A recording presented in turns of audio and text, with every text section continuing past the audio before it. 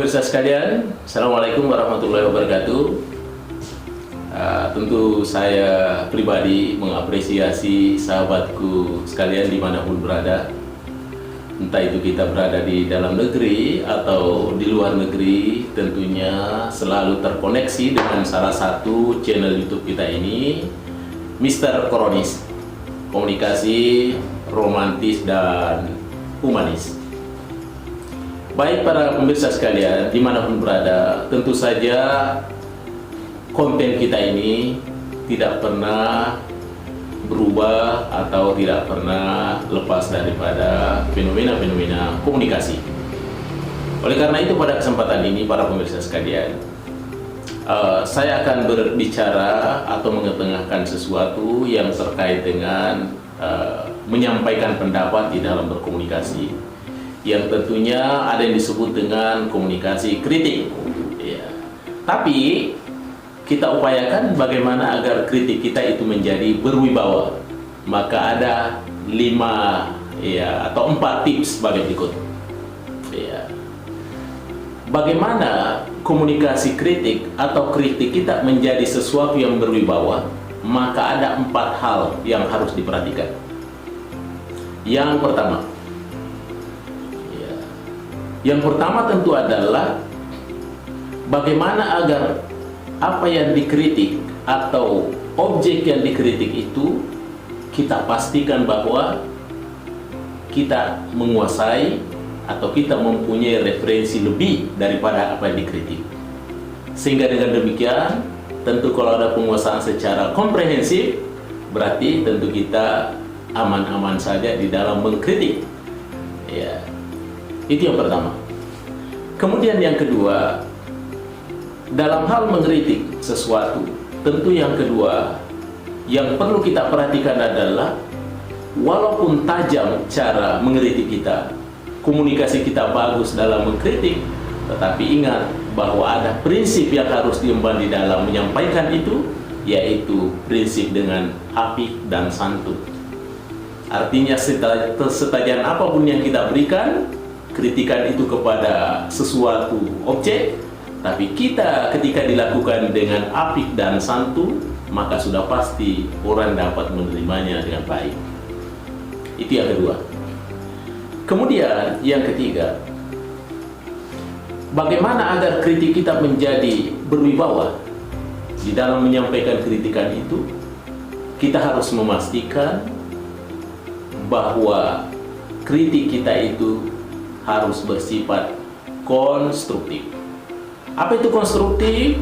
Konstruktif itu artinya selalu mau membangun, selalu mau melihat maju ke depan, selalu mau atau berharap agar mengalami dinamika yang baik ke depan ya. Tentu kalau ini merupakan satu hal yang kita sampaikan pada saat memberikan kritikan, maka pasti orang yang kita kritik itu dapat mengambil sebagai satu mutiara yang berharga, karena kita beri kritikan yang sifatnya konstruktif. Kemudian yang keempat, yang terakhir, yang perlu kita perhatikan agar dalam berkomunikasi atau melakukan kritik itu supaya tetap berwibawa, maka kita harus memberikan jalan keluar atau solusi.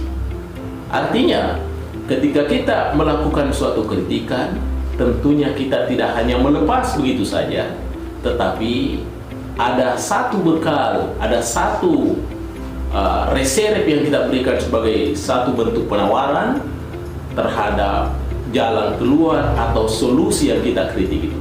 Sehingga dengan demikian, apa yang dikritik, orang yang dikritik tentunya dapat menerima baik sebagai satu way out, jalan keluar terhadap apa yang dia alami.